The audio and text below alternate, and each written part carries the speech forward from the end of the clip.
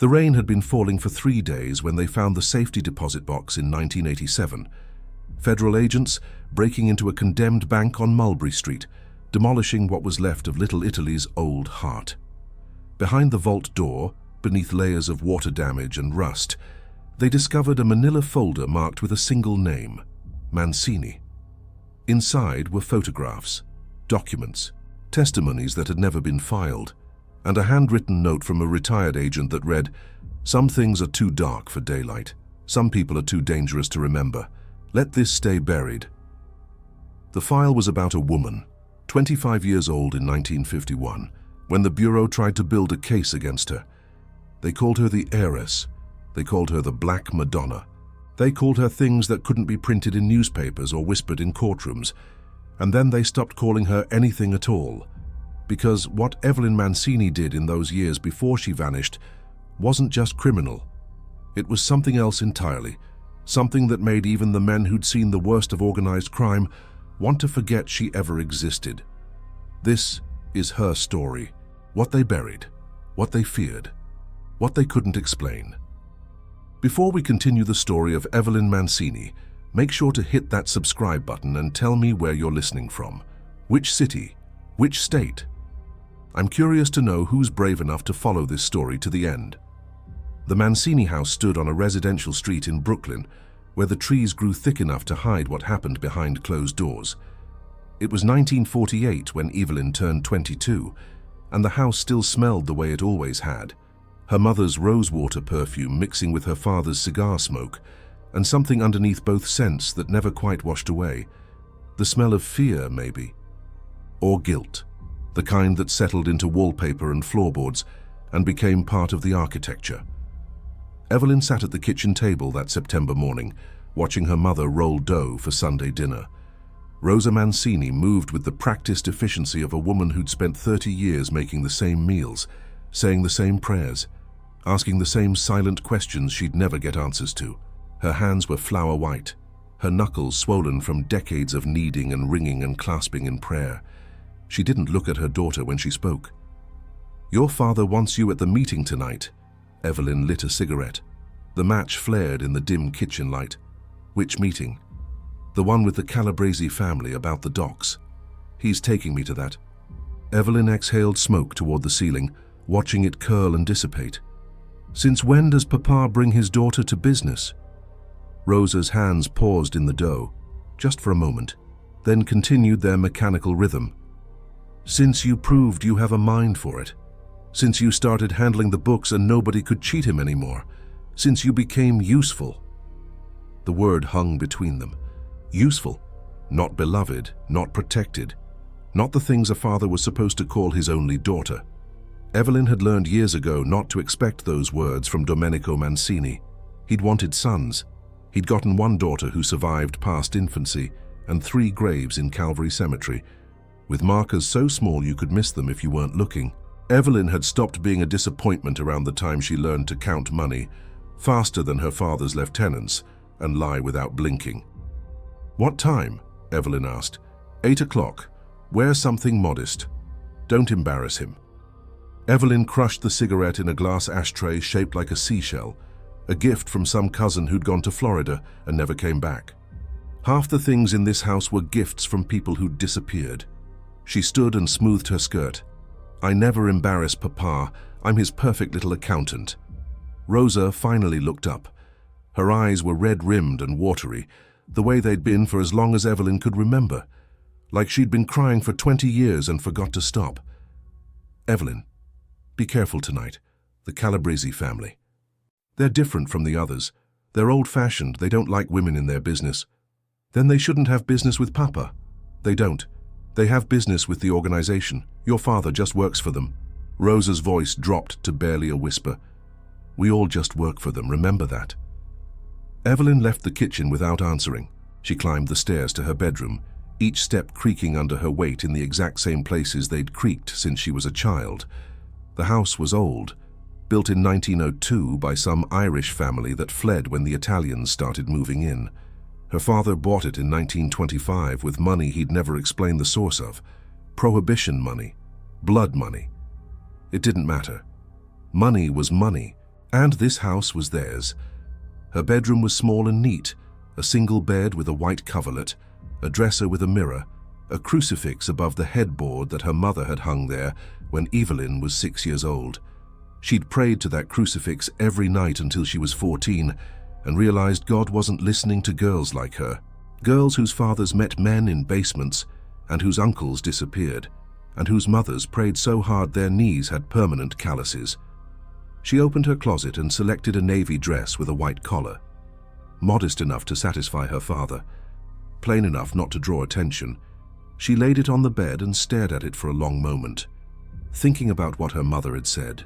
The Calabrese family. Old-fashioned men who believed women should stay in kitchens and confessionals, speaking only when spoken to, existing only to serve and suffer in silence. Evelyn had other plans. She went to her dresser and opened the bottom drawer, pushing aside her undergarments until she found what she was looking for.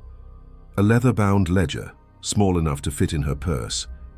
Inside were 3 years of careful notations, every payment her father received, every debt he owed, every name he did business with, and every percentage he kicked upstairs to the families that controlled Brooklyn's waterfront. She'd been keeping these books since she was 19. When her father's arthritis got so bad, he couldn't write clearly, and his regular bookkeeper got arrested for tax evasion. At first, she'd just been doing what she was told, recording numbers, balancing accounts.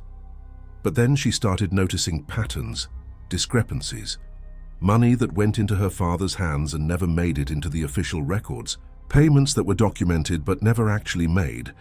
Her father wasn't just keeping books for the organization, he was skimming. Not much, just enough that nobody would notice if they weren't looking carefully. But Evelyn was always looking carefully.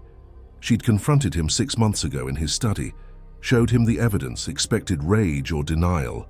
Instead, he'd laughed, a dry, wheezing sound that turned into a coughing fit. When he finally caught his breath, he'd looked at her with something that might have been pride if you didn't look too closely. "You got your grandfather's brains," he'd said. "That old bastard could find a dime in a stack of dollar bills. You got that from him." Then he'd poured them both whiskey, told her she could keep the books, told her she could take her cut, same as him, told her that smart children were more valuable than loyal ones, and loyalty was cheap in their world. Intelligence was rare. That was when Evelyn stopped being her father's daughter and became his partner. And that was when she realized that everything her mother had taught her about being a good Catholic girl, about sacrifice and suffering and redemption, had all been lies designed to keep women quiet, while men divided the world among themselves. She wasn't going to be quiet. She placed the ledger in her purse and closed the drawer. Outside her window, the afternoon light was fading. The street lamps would come on soon, casting their yellow glow on the sidewalks, where children played stickball and women hung laundry, and everyone pretended they didn't know what the men in their families really did for a living. It was a neighborhood of willful ignorance, of questions that never got asked because everyone feared the answers. Evelyn had stopped fearing answers a long time ago. Now she collected them, stored them, waited for the right moment to use them, because in her father's world, information was currency, knowledge was power, and she'd been born poor in everything except intelligence. The meeting was in a social club on Union Street, the kind of place that served espresso and anisette to old men who spent their afternoons playing cards and their evenings conducting business that never appeared in any ledger. Evelyn arrived with her father at 7:50. Domenico Mancini moved slowly now, his left leg dragging slightly from an injury he'd gotten in 1932 that he never explained. He was 56 years old and looked 70. The life had eaten him from the inside out. They were met at the door by a young man in a suit too nice for his age, early 20s, dark hair slicked back with pomade, eyes that moved constantly, cataloging threats. He looked at Domenico with respect. He looked at Evelyn like she was a problem he hadn't been warned about. "Mr. Mancini, they're waiting upstairs." His eyes flicked to Evelyn again. "Is she coming?" "She's my bookkeeper. She comes where I say she comes." The young man hesitated, then nodded. He led them through the main room where the old men played cards, barely glancing up as they passed. Everyone here knew Domenico. Everyone knew what he was. They'd grown old together in this neighborhood, building their small empires on labor unions and loan sharking, and the kind of violence that didn't make headlines because nobody reported it. The stairs to the second floor were narrow and steep. The walls were covered in faded wallpaper that might have been red once but had turned the color of dried blood. At the top, another door, another man standing guard, this one older, with scar tissue around his knuckles and a face that had stopped trying to look friendly decades ago. He opened the door without speaking. The room beyond was thick with cigarette smoke. 6 men sat around a table covered in green felt, the kind used for card games, but there were no cards tonight. Just ledgers and bottles of wine, and the weight of decisions that would affect the lives of hundreds of people who'd never know their fates were being decided in a room above a social club in Brooklyn. Salvatore Calabresi sat at the head of the table. He was 62 years old, built like a man who'd done physical labor in his youth and never quite lost the muscle. His face was weathered and hard, his eyes the pale gray of winter sky. He looked at Domenico with the expression of a man evaluating a tool he might need to replace soon. Then his gaze moved to Evelyn. "You brought your daughter to this?" Domenico eased himself into a chair. "She handles my accounts. She needs to hear the terms. We don't discuss family business in front of women. Then we don't discuss business at all." Domenico's voice was steady. Evelyn heard the pain underneath it, the effort it took him just to sit. He wouldn't last much longer in this life. Maybe another year, maybe less. And everyone in this room knew it. "My daughter knows more about the dock operations than any man I got working for me. She stays, or I walk." Silence. The other men around the table exchanged glances, calculating. Evelyn stood perfectly still near the door, hands folded in front of her, eyes downcast in the posture of submission her mother had taught her. Let them think she was harmless. Let them think she was just a secretary taking notes. She'd learned that men revealed more when they thought women weren't really listening. Salvatore nodded slowly. "She can stay, but she don't speak unless spoken to. Capiche?" "Capiche," Evelyn said softly. They discussed business for the next hour. The port of Brooklyn was being reorganized. The Calabresi family was taking control of 3 additional piers from a rival organization that had made the mistake of trying to expand into Manhattan without permission. They needed local people to run the day-to-day operations. Men who knew the dock workers, the union representatives, the cops who took payments to look the other way. Domenico had been running 2 piers for 7 years. They wanted to give him a 3rd. But there was a problem. The pier they wanted him to take was currently controlled by the Moretti crew, and the Morettis weren't going to give it up without a fight. Someone would need to convince them that fighting was a bad idea. Someone would need to make an example. "We're giving you Giovanni Moretti's operation," Salvatore said, pouring wine into small glasses. "But you got to handle Giovanni first. Make it clear there's new management. Make it clear we don't tolerate resistance." Domenico accepted his wine glass with a hand that trembled slightly. "What exactly are you asking me to do?" "We're not asking. We're telling. Giovanni's been skimming from the union funds. We got proof. He's been stealing from his own people and blaming it on the coloreds down at Pier 12. That kind of thing causes problems, race problems. We can't have that. Bad for business. So you want me to remove him? We want you to make an example. Do it public enough that everybody knows what happens when you steal from the family, but quiet enough that the cops don't have to pretend they care." Salvatore looked directly at Evelyn for the first time since she'd entered the room. "Your daughter good at making things look like accidents?" The question hung in the cigarette smoke. Evelyn felt her father's eyes on her, felt the weight of the moment. This was the test. This was when she proved she was more than a bookkeeper, more than a daughter who could add numbers. She lifted her gaze slowly, meeting Salvatore's stare. "I'm good at solving problems," she said, "and I'm very creative." A smile touched the corner of Salvatore's mouth. Not a warm smile. The kind of smile that belonged on a predator that had just spotted prey. "Your father trained you well." "My father taught me to count. I taught myself everything else." The other men around the table shifted uncomfortably. Women didn't speak like that in their world. Women didn't meet their eyes. Women certainly didn't correct them or claim credit for their own intelligence. But Salvatore just kept smiling that cold smile. "Tell me, girl, if you were going to make Giovanni Moretti disappear, how would you do it?" Evelyn had been thinking about this question since the moment Salvatore mentioned the problem. She'd learned to think 3 steps ahead of every conversation, learned to anticipate what men like these would want to hear and what they'd need to believe. Giovanni's got a gambling problem. Everybody knows it. He goes to the card games in Red Hook every Friday night, drinks too much, loses money he don't have. Last Friday, he lost $500 to a colored dealer named Marcus, got angry about it, made threats. "How do you know this?" "I know everything that happens on those docks. I talk to the girls who work the bars, the old ladies who clean the union halls, the widows who used to be married to your men before they ended up in the river. Nobody pays attention to women, so women hear everything." Salvatore leaned back in his chair. "So what do you do with this information?" "Giovanni goes to the card game this Friday, like always. He's drunk, he's angry, he's looking for someone to blame for his losses. Marcus is there. They argue. Giovanni pulls a knife.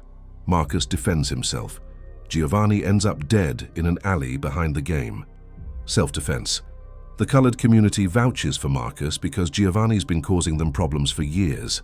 The cops don't care because it's just 2 criminals killing each other, and you get his peer without a war." The silence that followed was different from before, not hostile, calculating. The men around the table were reconsidering her, revising their assumptions. She'd just outlined a murder that would look like street justice, no connection to the family, no heat from law enforcement. Just another dead gangster in a city full of dead gangsters. Domenico cleared his throat. "Evelyn, wait for me downstairs." She nodded and left the room, walking carefully down the narrow stairs, through the main floor where the old men were still playing cards, out onto Union Street where the night air was cool and clean after the smoke-filled room upstairs. She lit a cigarette and waited.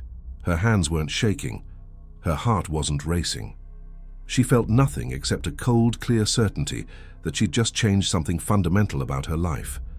She'd crossed a line that her mother had spent 22 years trying to keep her behind. The line between knowing about violence and planning it, between understanding her father's world and becoming part of it. She'd wanted this, had been wanting it since she was old enough to understand that her father's power came from his willingness to do things other people couldn't stomach.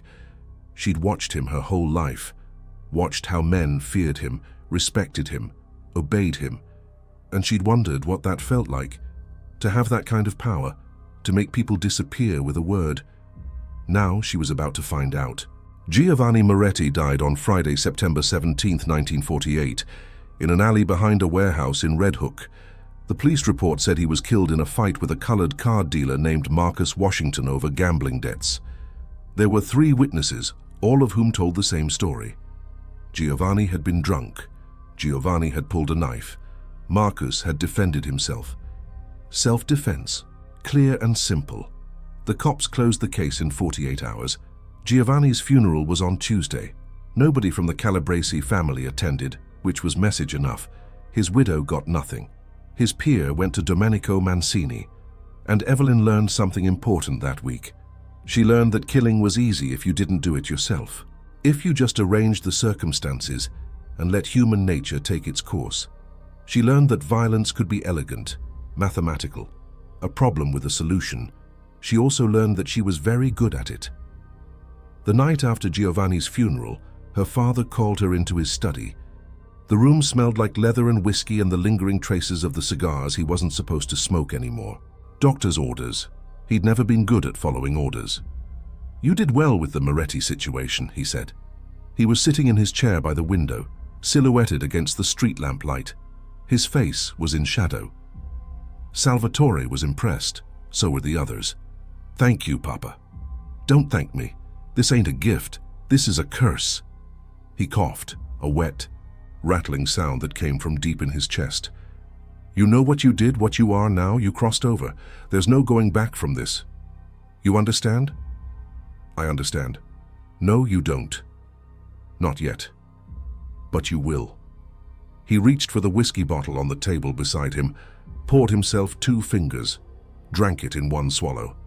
"Your mother's been crying for 3 days. She knows what happened. She ain't stupid. She knows you arranged it. Mama always knew what you did. She never cried about that. Because I'm a man. That's what men do in our world. We get our hands dirty so our families can stay clean. But you..." He trailed off, poured another drink. "You're my daughter. You were supposed to be different. Better than this."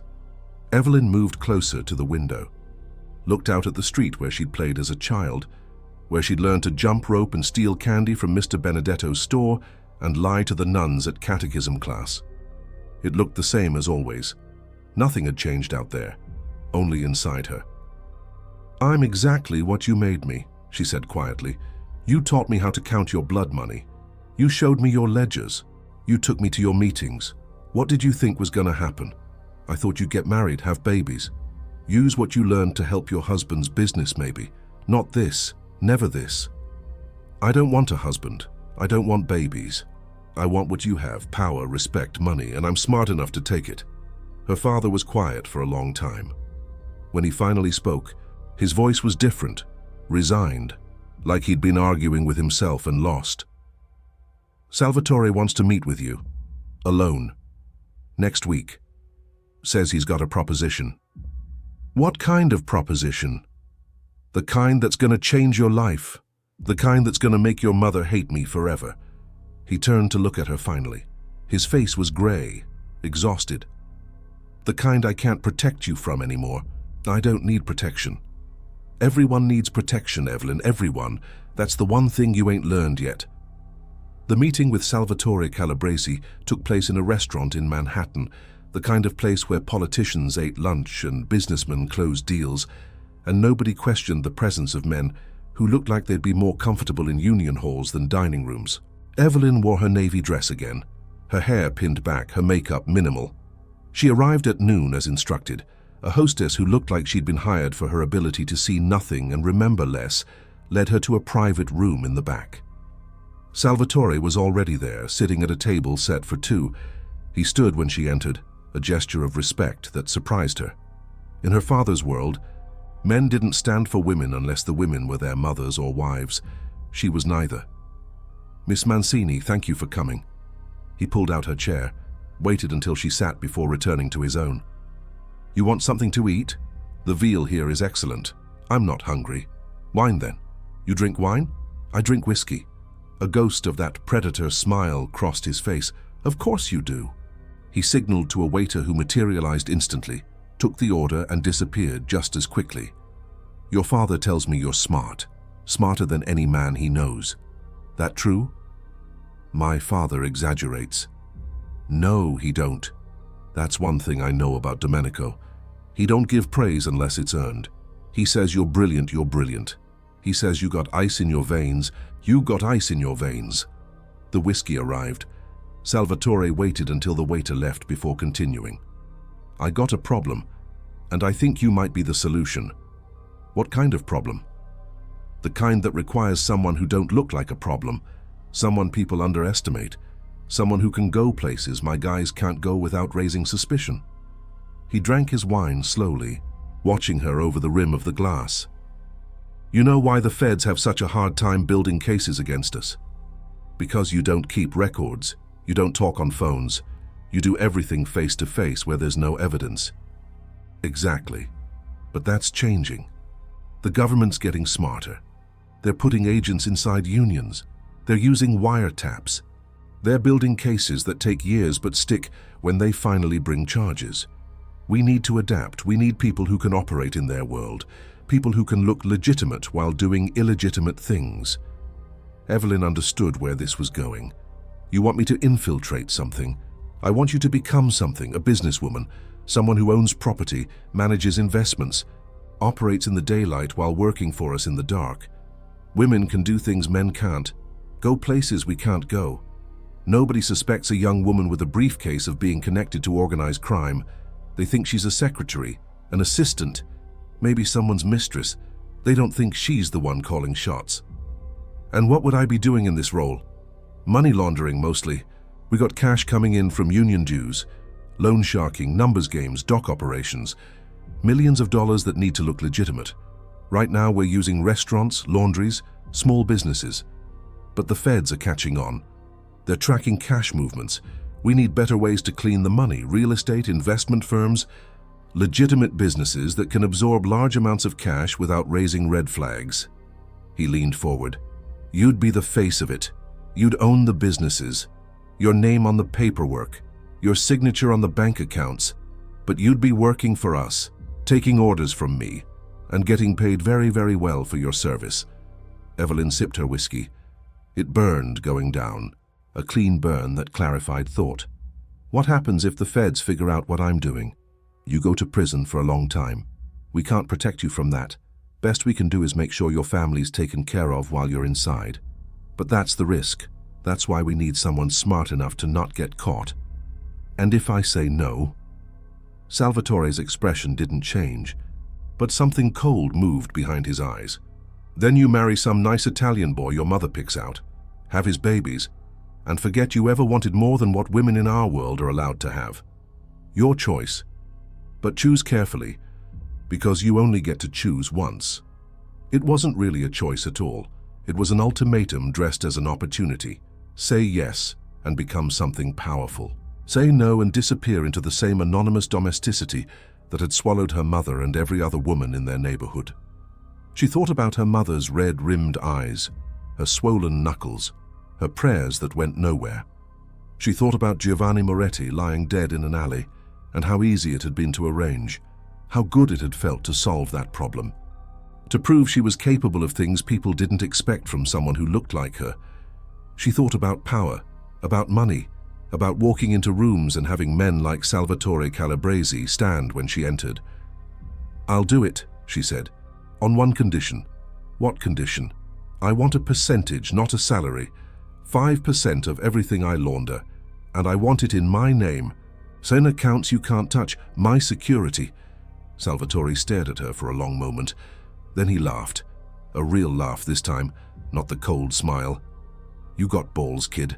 I like that. 3%. And you keep our secrets to your grave." 3% and protection if anything goes wrong. What kind of protection? The kind where I don't die in prison. The kind where my family's taken care of if I go down. The kind where you remember I'm valuable enough to keep safe. He extended his hand across the table. Deal. Welcome to the family business, Miss Mancini. You just became the most dangerous woman in New York. She shook his hand. His grip was firm, final, the kind of handshake that sealed fates and ended futures. In that moment, Evelyn felt something shift inside her. Not fear, not excitement, just a cold, clear certainty that she'd sold herself to something that wouldn't let her go until it was finished with her. But she'd done it on her terms, with her eyes open, with full knowledge of the price. That had to count for something. By the spring of 1949, Evelyn Mancini owned 4 buildings in Brooklyn, a real estate management company in Manhattan, and 3 investment accounts in banks that didn't ask questions. On paper, she was a young businesswoman with family money. In reality, she was laundering approximately $30,000 a month for the Calabresi organization. The money came in dirty from docks and gambling operations and union kickbacks. It went through her businesses. It came out clean on the other side. She was extraordinarily good at it. She understood something that most money launderers didn't. The key wasn't hiding the money. The key was creating a believable story for where it came from. She bought struggling businesses and turned them profitable with investments that were actually mob cash. She purchased properties below market value and sold them at market rate, pocketing the difference and documenting it as profit. She created shell companies that contracted with each other, moving money in circles until its origin was impossible to trace. The FBI had opened a file on her by June, not because they knew what she was doing, but because her success was unusual. 23-year-old women didn't typically own real estate portfolios worth $500,000. They started watching her, following her movements, documenting her business transactions, looking for the mistake that would give them cause to bring her in. Evelyn knew they were watching. She saw the same cars parked on her street, the same faces in restaurants where she met with clients. She'd learned to spot surveillance from her father, who'd been dodging federal agents since she was a child. She found it amusing. They were watching her conduct legitimate business in legitimate ways. They'd never find anything because there was nothing to find. The real work happened in conversations that left no records, in handshakes that sealed deals without contracts, in the world her father had taught her to navigate. But that summer, Salvatore Calabrese gave her a new assignment, and this one was different. "There's a man," he told her over lunch at their usual Manhattan restaurant. "Name's Robert Hendricks. He's a union lawyer, represents the dock workers. Good at his job, too good. He's been blocking our efforts to increase dues, saying it's exploitation. He's got the workers believing him, making them think they're being cheated." "Are they being cheated?" Evelyn asked. "Of course they are. That's how this works. But they're not supposed to know that. They're supposed to shut up, pay their dues, and let us handle the business. Hendricks is making them think they got rights, that they can negotiate. That kind of thinking's dangerous. So fire him." "Can't. The workers elected him. He's got support. If we remove him by force, they'll strike. We can't afford a dock strike right now, not with the contracts we got coming through in August." Salvatore lit a cigarette. "We need him to disappear, but it's got to look natural. Heart attack, accident, something that don't point back to us." Evelyn set down her fork. "You want me to kill a union lawyer? I want you to solve a problem. How you solve it's your business. This is different from Giovanni Moretti. Hendricks is legitimate, a real lawyer. If he dies under suspicious circumstances, there'll be investigations, real ones. The feds are already watching me. This is too risky." Salvatore's expression hardened. "You work for me. You don't get to decide what's too risky. You get paid very well to solve problems, and this is a problem that needs solving. Do your job." They stared at each other across the table. This was the moment Evelyn had known would come eventually. The moment when the work stopped being clever money laundering and started being murder. When she'd have to decide if she was willing to cross that final line, or if she'd resist and face the consequences. She thought about her mother, about prayers and suffering and submission, about women who lived small lives because they were too afraid to claim anything larger. She thought about power, about the buildings she owned and the money she controlled, and the way men like Salvatore treated her as an equal, because she'd proven she was willing to do what they did. She thought about Robert Hendricks, a man she'd never met, who probably had a wife and children and went to church on Sundays and believed he was doing the right thing. And then she stopped thinking about him at all. "I'll handle it," she said. Robert Hendricks was 42 years old, married with 3 children, and devoted to his work with an intensity that his wife called obsessive. He lived in a small house in Queens and drove a Buick that was 7 years old and took the train to his office in Manhattan every morning at 7:15. He was methodical, predictable, the kind of man who built his life on routine and reliability. Evelyn spent 2 weeks studying him, learning his patterns, his habits, his weaknesses. She learned that he had high blood pressure, took medication for it, and sometimes forgot his pills when he was distracted. She learned that he loved his wife, but fought with her about his work hours. She learned that he drank bourbon when he was stressed, and that lately he'd been very stressed. She learned that he had a secretary named Patricia, who was 26 and beautiful and in love with him, though he seemed oblivious to it. Patricia brought him coffee every morning, stayed late when he stayed late, and looked at him the way women looked at men they'd given up hope of having.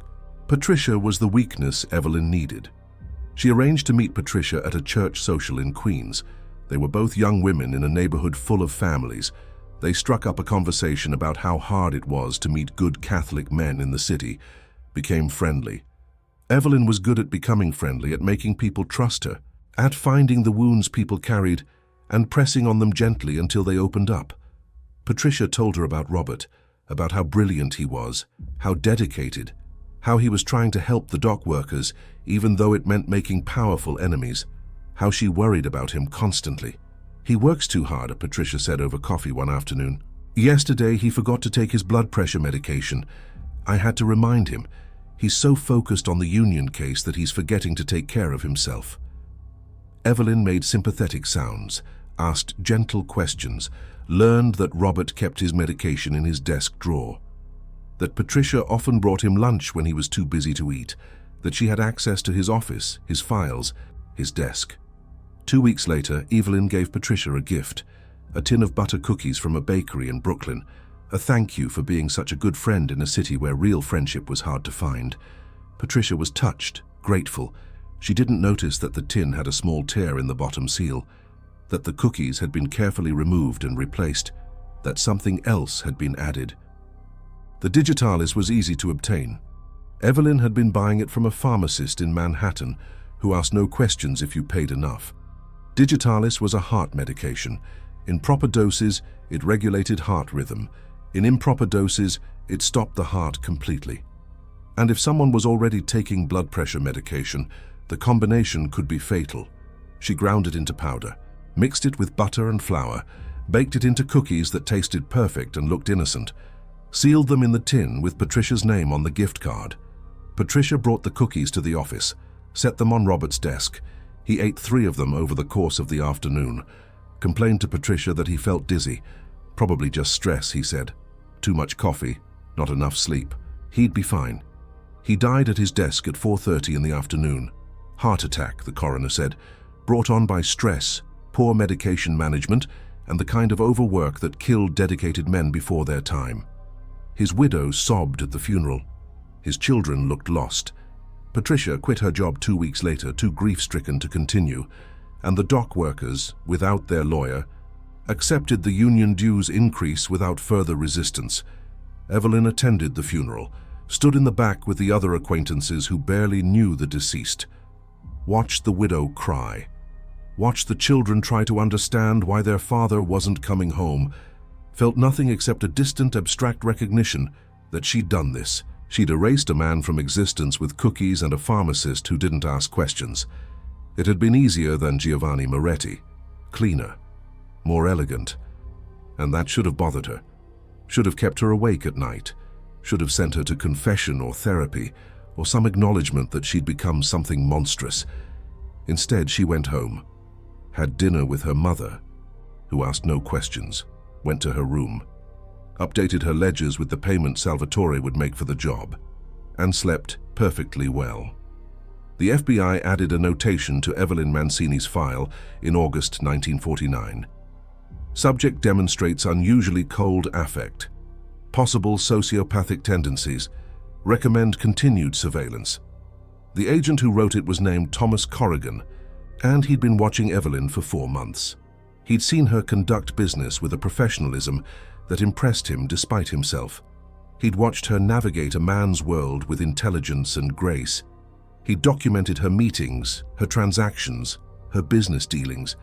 But he'd also noticed something else, something he couldn't quite articulate in an official report. She never smiled, not really, never showed emotion beyond what the situation required. She was performing humanity rather than experiencing it, and that unsettled him in ways he couldn't explain. When Robert Hendricks died, Corrigan's instincts screamed that she was involved.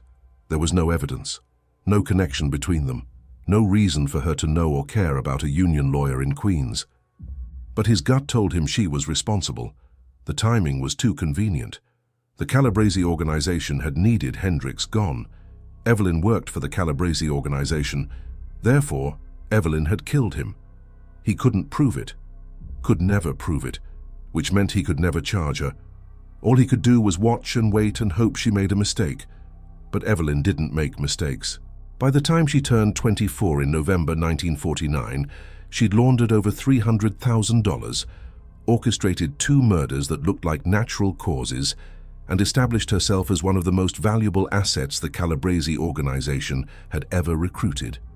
Salvatore Calabrese, who'd been skeptical of women in his business, told his associates that Evelyn Mancini was worth 10 men. She was smarter, cleaner, and more ruthless than anyone he'd worked with in 40 years of organized crime, and she was just getting started. That winter, she expanded her operations, bought a nightclub in Manhattan that catered to wealthy businessmen and politicians. It was the perfect front for money laundering and information gathering. Powerful men drank too much and said things they shouldn't. Evelyn made sure every conversation was overheard and every indiscretion was recorded, not for immediate use, but for future leverage. She was building an insurance policy, collecting secrets that would protect her if the organization ever turned on her. Because she'd learned something important in her father's world. Loyalty lasted only as long as usefulness. The moment she stopped being valuable, she'd become a liability, and liabilities got eliminated. She wasn't going to be eliminated. Her father's health continued to deteriorate. The arthritis had spread to his spine. He could barely walk now. Spent most of his time in his study, drinking whiskey and reading newspapers, and pretending he still had influence in a world that was passing him by. He'd transferred most of his operations to Evelyn. She ran the docks now, collected the payments, handled the disputes. He'd become a figurehead, and they both knew it. Rosa Mancini had stopped speaking to her daughter entirely. They lived in the same house but moved through it like ghosts haunting separate rooms. Her mother's silence was a condemnation louder than any words. Evelyn tried not to care, tried to tell herself that her mother's judgment didn't matter, that she'd made her choices and would live with the consequences. But sometimes late at night when the house was dark and silent, she'd hear her mother praying in the next room. The same prayers she'd been saying for 20 years, prayers for forgiveness and redemption and the salvation of souls that might already be beyond saving. Evelyn never joined her, never prayed, never asked God for anything because she'd stopped believing he was listening. If God existed, he'd abandoned neighborhoods like hers a long time ago, left them to the men who ruled through fear and the women who enabled them through silence. She'd chosen a different path, power instead of prayer, action instead of submission. And if that made her a monster in her mother's eyes, so be it. Monsters survived. Saints died martyrs. She knew which one she'd rather be. The year 1950 brought changes Evelyn hadn't anticipated. The Korean War started in June, and suddenly the docks were busier than ever. Military supplies moving through Brooklyn's waterfront, government contracts worth millions, and with war came opportunity for men willing to exploit it. Salvatore Calabrese was very willing to exploit it. They started stealing from military shipments, small amounts at first, a few crates of supplies that wouldn't be missed. Food, cigarettes, medical supplies, things that could be sold on the black market for profit. But then the thefts got bigger, more ambitious. Entire pallets of equipment disappeared. Weapons, ammunition, things that could get them all executed if they were caught. Evelyn handled the logistics, falsified manifests, created paperwork trails that made the stolen goods look legitimate, established buyers in the private sector who needed supplies and didn't ask questions about where they came from. She was brilliant at it, and she was making more money than she'd ever imagined possible. Her percentage of the organization's profits had made her wealthy. By her 25th birthday in November 1950, she had over $200,000 in private accounts. She owned 7 buildings, had investments in a dozen businesses, and lived in a penthouse apartment in Manhattan that her father had never seen. She'd moved out of the family house in Brooklyn 6 months earlier. Her mother hadn't said goodbye. She should have been happy. She'd achieved everything she'd wanted: power, money, independence. She answered to no one except Salvatore, and even he treated her more like a partner than a subordinate. She'd proven that women could do everything men could do in their world, could do it better even. But something was wrong. She felt it like a splinter beneath her skin, a constant low-grade unease that she couldn't explain. It started with the dreams. She'd never dreamed much before. Sleep had always been simple escape, but now she dreamed about the people she'd killed. Giovanni Moretti, Robert Hendricks. She didn't dream about them as victims. She dreamed about their families, about Hendricks' children at his funeral, about Moretti's widow left with nothing, about the ripple effects of violence, how one death created dozens of smaller tragedies that spread outward like cracks in glass. She told herself dreams didn't matter, that guilt was a luxury she couldn't afford, that she'd made her choices and second-guessing them now was pointless. But the dreams continued, and then came the mistakes. The first one was small, a shipment of medical supplies that she'd falsified the paperwork for. She'd listed them as going to a legitimate distributor, but she'd transposed 2 numbers in the address. It was caught during a routine audit. Nothing that pointed to intentional fraud, just a clerical error. But it drew attention, made the military logistics office look more carefully at shipments going through Brooklyn's docks. The second mistake was bigger. She'd approved a payment to a dock foreman named Eddie Russo for looking the other way during a weapons shipment. But Eddie got drunk at a bar and started bragging about his extra income. Someone reported it. Military investigators started asking questions. Eddie disappeared before they could interview him, which made them more suspicious, not less. The FBI noticed. Agent Corrigan, who'd been watching her for over a year, saw the pattern, saw how military supplies were going missing from docks where Evelyn did business, saw the connection between her real estate holdings and the warehouses where stolen goods were stored. He couldn't prove anything yet, but he was close. Salvatore called her to a meeting in February 1951. It was snowing, she remembered. Heavy, wet snow that turned the city grey and quiet. She arrived at the social club in Brooklyn, feeling like she was walking into an ambush. She was right. "We got a problem," Salvatore said. He wasn't smiling, wasn't offering her whiskey, just stared at her with those cold grey eyes that had seen everything and forgiven nothing. "The feds are looking at our military supply operation. They're connecting it to you. I've been careful. Not careful enough. You made mistakes. Small ones, but in our business, small mistakes become big problems." He lit a cigarette. "I got word from someone inside the bureau. They're building a case. They don't have enough yet, but they will. Maybe in 6 months, maybe in a year, but they will." Evelyn's mind raced through possibilities. Ways to cover her tracks. Evidence that needed to be destroyed. People who needed to be silenced. "I can fix this." Too late to fix. Time to cut losses. He exhaled smoke toward the ceiling. "You're gonna take a trip. Somewhere far away. Somewhere the feds can't find you. We'll set you up with new identity, new life. You disappear, the investigation goes nowhere. You stay, we all go to prison. You want me to run. I want you to survive, there's a difference. And what happens to my money, my businesses, everything I built? We liquidate what we can. Get you cash you can carry. The rest stays here. Consider it the cost of staying alive." He leaned forward. "You did good work for us, Evelyn. Better than anyone expected. But that work's done now. You got too visible. Too much attention. In our business, that's a death sentence." She understood what he wasn't saying. She'd become a liability. The brilliant young woman who'd once been an asset was now a problem that needed to be solved. And men like Salvatore solved problems permanently. He was offering her exile instead of execution. She should be grateful. But all she felt was rage. "I gave you everything," she said quietly. "I killed for you.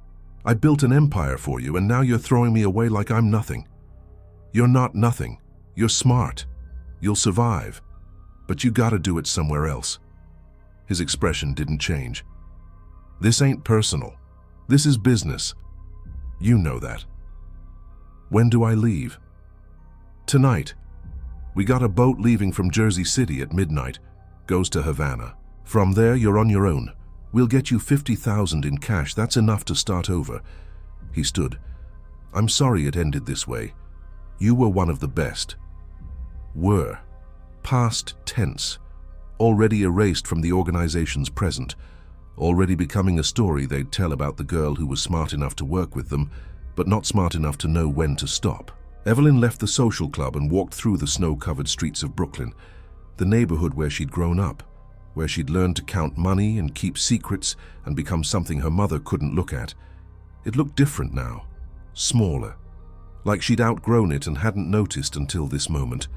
She thought about running, about taking the money and disappearing to Cuba or Mexico or somewhere the law couldn't reach her, about building a new life under a new name and pretending the last 3 years had never happened.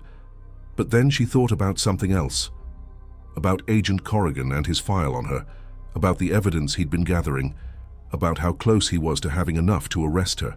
And she realized something. Salvatore was right. She had become a liability.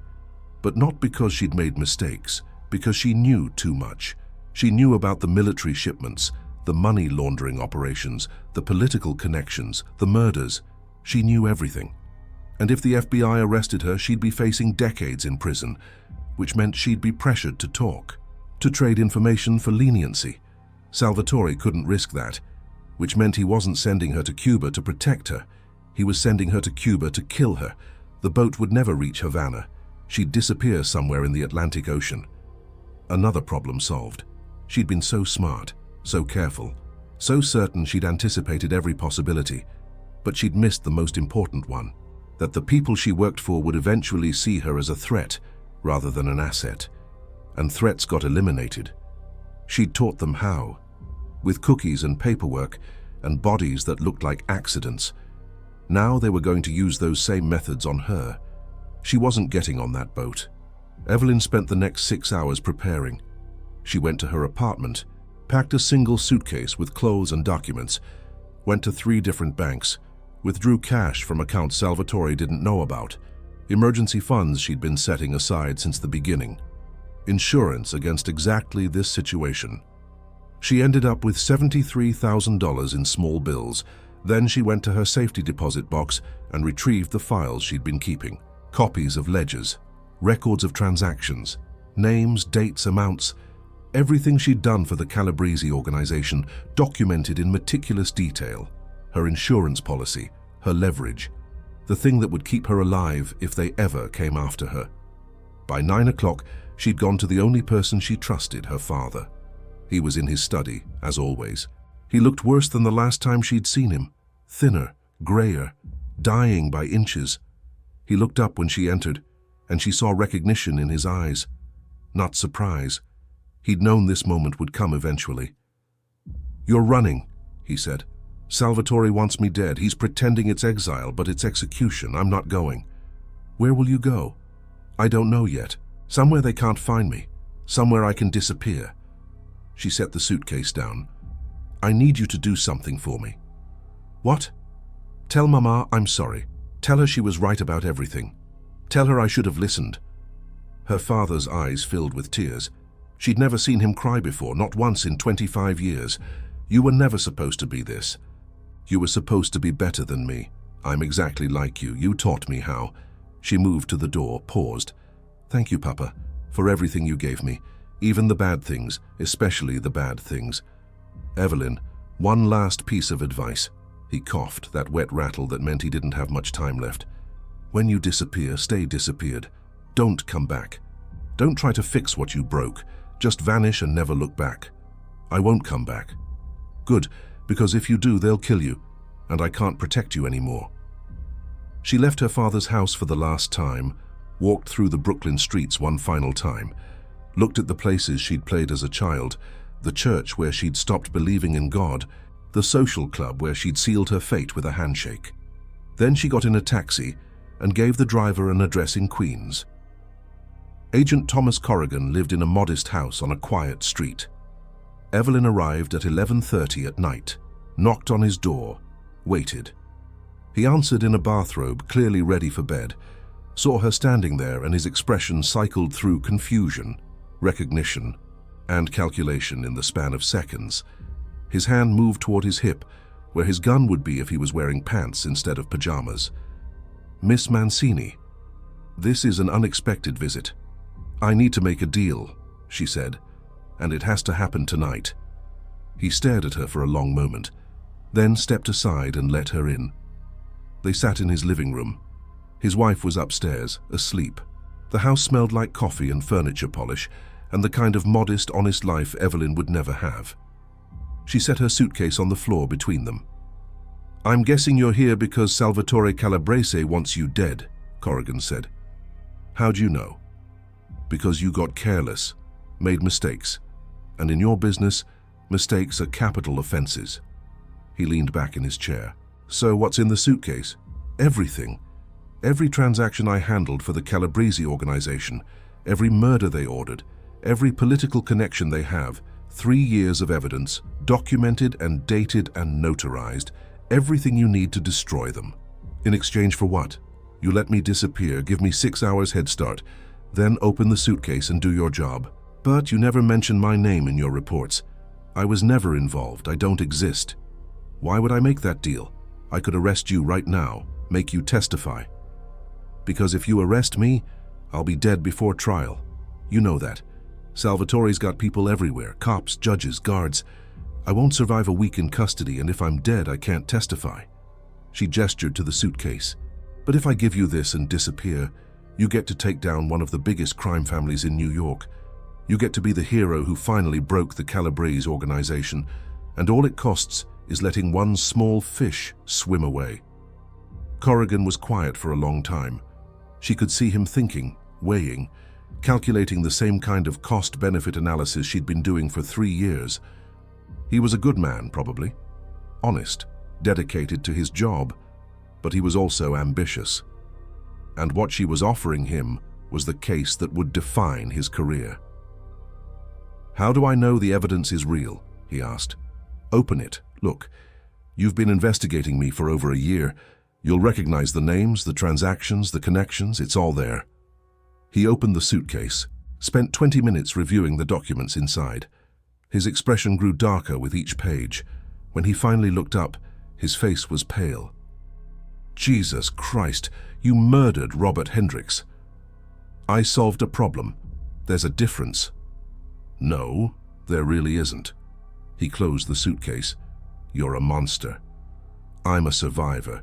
And right now, we both want the same thing. You want to take down Salvatore Calabrese. I want to live. Give me 6 hours and you get what you want. And you just disappear? Forever?" "I never existed. I was never involved. You found this evidence through your investigation. Some anonymous tip. Make up whatever story works, but I'm not part of it." Corrigan stood, paced to the window, looked out at the dark street. "I should arrest you. I should bring you in and charge you with murder and money laundering and everything else you've done. That's what I'm supposed to do. But you're not going to, because you're practical, because you know I'm right. Dead witnesses can't testify, and living ghosts can't be prosecuted." He turned to face her. 6 hours. Then I open this suitcase and start the biggest investigation this bureau's ever seen. And if I ever hear your name again, if you ever come back, I'll hunt you down personally. Understood?" "Understood." She stood, extended her hand. He didn't take it. "Get out of my house, and if there's any justice in this world, may you never sleep peacefully again." Evelyn left, got back in the taxi, gave the driver an address in New Jersey. By dawn, she was on a train heading south. By the following week, she'd crossed into Mexico. By the end of March, she'd disappeared completely. Agent Corrigan opened the suitcase 6 hours later, just as promised. What he found inside destroyed the Calabrese organization. 73 arrests, 16 convictions. Salvatore Calabrese died of a heart attack before his trial. The investigation became famous. Corrigan became famous. He never mentioned Evelyn Mancini's name, because officially she'd never existed. The FBI file on Evelyn Mancini was sealed in 1952. The notation on the final page read, "Subject disappeared March 1951, presumed dead, investigation closed." But Corrigan knew better. Somewhere out there, Evelyn Mancini was alive, living under a different name, building a different life. And every night before he went to sleep, he wondered if she thought about the people she'd killed, if she felt remorse, if she'd ever stopped being the monster she'd become.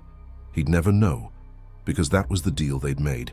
She'd given him justice for the organization, but she'd bought herself mercy. And in the end, maybe that was fair. Maybe the system worked best when everyone got something they wanted, even if it meant letting small evils escape to catch bigger ones. Or maybe it just meant the world was more complicated than he'd believed when he first became an agent. More gray than black and white, more about survival than justice. Rosa Mancini died in 1953. They found her in her bedroom, rosary beads in her hands, lips moving in prayer even in death. Domenico followed 6 months later. At the funeral, nobody spoke about their daughter. Nobody mentioned Evelyn's name. It was like she'd been erased from the family history, a ghost that nobody wanted to remember. But late at night, sometimes, the old women in the neighborhood would whisper about the girl who'd been too smart for her own good, too ambitious, too willing to do things that women weren't supposed to do. They'd shake their heads and cross themselves and thank God their own daughters had more sense than to want power in a world that punished women for claiming it. And somewhere far away, Evelyn Mancini heard those whispers in her dreams, heard the prayers her mother had said, heard the silence her father had offered instead of protection, heard all the voices of the people she'd killed and the family she'd destroyed. But she didn't pray for forgiveness, didn't ask God for redemption, because she'd learned that salvation wasn't something you received, it was something you took. And she'd taken everything she could carry. The world called her evil, called her a monster, called her too dark for daylight and too dangerous to remember. But she called herself free. And in the end, maybe that was the only truth that mattered. Not whether she was good or evil, not whether she deserved mercy or judgment, just that she'd survived, that she'd beaten the men who thought they controlled her, that she'd lived on her own terms even if those terms meant damnation. Some people are too dangerous to remember. Some crimes are too dark to document. Some women are too powerful to control. Evelyn Mancini was all three, and she stayed disappeared forever just like she promised, a ghost haunting the margins of history. A name in a sealed file that nobody would ever read, a story that nobody would ever tell until now.